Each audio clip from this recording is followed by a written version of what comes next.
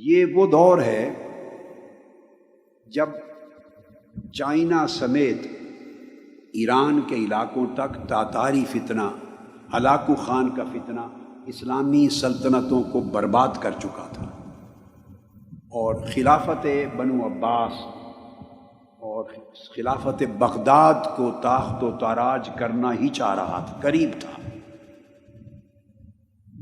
اور اسلامی سلطنتوں کی شمع بجھتی جا رہی تھی۔ یہ وہ دور تھا،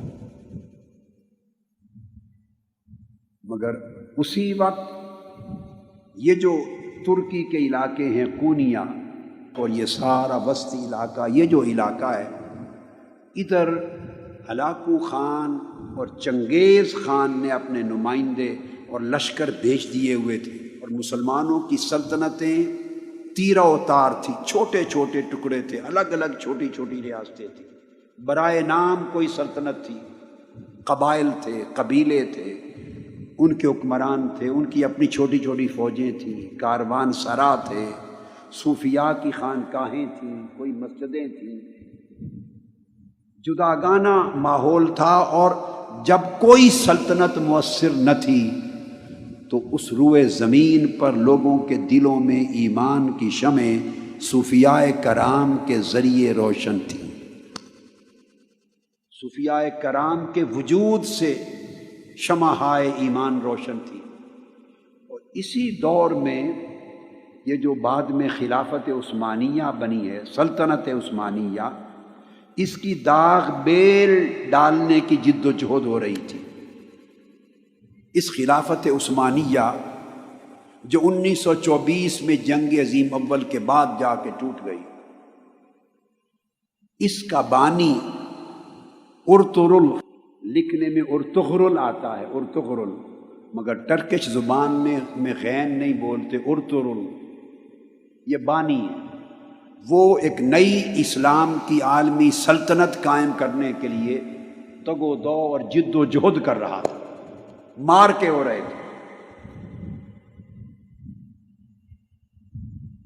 656 ہجری کے قریب تاتاری فتنہ بغداد آیا ہے، اور 22 سے 24 لاکھ مسلمانوں کا قتل عام کیا ہے، اور دریائے دجلہ ہفتوں تک 2.5 ملین مسلمانوں کے خون سے سرخ ہو کے بہتا رہا۔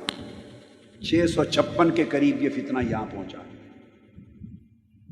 ادھر مقابل سلطنت عثمانیہ کی تشکیل کی جد و جہد شروع تھی۔ ارطغرل یہ سلیمان شاہ کا بیٹا تھا، اور کونیا ہیڈ کوارٹر تھا سلجوقی سلطنت سلطان علاء الدین کا، اور یہ سلطان علاء الدین جب بادشاہ تھا تو ادھر مولانا روم آباد ہو چکے تھے، کونیا میں سیٹل ہو چکے تھے۔ یہ جو سلطان علاء الدین تھا سلجوقی، اس کی بھتیجی حلیمہ سلطان، اس کی شادی ہوئی ارطغرل سے، جس کو اردو میں لکھتے ہوئے ارطغرل بولتے، ارطغرل سے ہوئی۔ اس کے 3 بیٹے ہوئے، اس کا چھوٹا بیٹا، اس کا نام تھا عثمان۔ اس ارطغرل نے تاتاری فتنے کے خلاف اور ادھر صلیبی فتنے کے خلاف جنگیں لڑ کر سلطنت عثمانیہ، ایک نئی عالمی اسلامی سلطنت کے قیام کی داغ بیل ڈالی، بنیاد رکھی، اور پھر اس کا بیٹا جوان ہوا تو اس سلطنت کا نام اس کے نام پہ رکھا گیا، سلطنت عثمانیہ یا خلافت عثمانیہ، جو پھر 1304 عیسوی میں قائم ہو گئی، 1304 عیسوی میں، اور 1924 میں جا کے پھر ختم ہو، جب کیلیفیٹ کا انسٹیٹیوشن توڑنے کا اعلان ہو گیا۔ یہ ضمناً ایک تاریخ کی چھوٹی سی جھلک تھی، وہ بتائی میں نے۔ یہ وہ دور تھا جب مولانا روم آئے۔ یہ ارطغرل جس کی میں نے بات کی سلطنت عثمانیہ کا بانی، اس کی ڈیتھ ہوئی ہے 680 میں۔ وہ زمانہ شیخ اکبر محی الدین ابن العربی کا تھا، ان کا وصال 640 میں ہوا ہے۔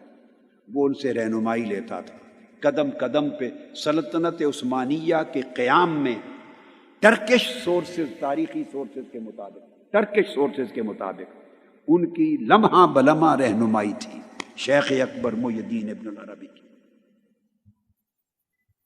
سمجھانا مقصود یہ ہے کہ جب لوگوں کے دل ٹوٹ گئے تھے، سلطنتیں منتشر ہو گئی تھی، حکومتیں تیرہ اتار ہو گئی تھی، امت مسلمہ کا کوئی مرکزی محور نہیں تھا ان کو سنبھالنے والا، تو عالم اسلام کے اندر مسلمانوں کا ایمان صوفیاء کی وجہ سے قائم تھا، محفوظ تھا۔ یہ وہ دور ہے جس میں مولانا روم بھی آئے ہیں، اور سلطان شمس تبریز جب وہ کونیا پہنچے تو 642 ہجری میں مولانا روم فقر کی مسند پہ جانشین ہوئے۔ مولانا روم کی وفات 672 ہجری میں ہوئی اور پیدائش 604 میں ہوئی، 604 ہجری میں۔ اب آپ کو آسانی سے، تاکہ زمانہ سمجھ میں آ جائے، آسانی سے مثال دے دیتا ہوں کہ حضور سیدنا غوث العظم شیخ عبد القادر جیلانی رضی اللہ تعالی عنہ کا وصال مبارک 560 ہجری میں ہوا۔ تو حضور سیدنا غوث العظم رضی اللہ تعالیٰ عنہ کے وصال کے ٹھیک 44 برس کے بعد مولانا روم کی ولادت ہوئی، پیدائش۔ حضور غوث پاک رضی اللہ تعالیٰ عنہ کی وفات کے ٹھیک 44 برس کے بعد مولانا روم کی ولادت ہوتی ہے۔ یہ آپ کو زمانے کا اندازہ بتا رہا ہوں۔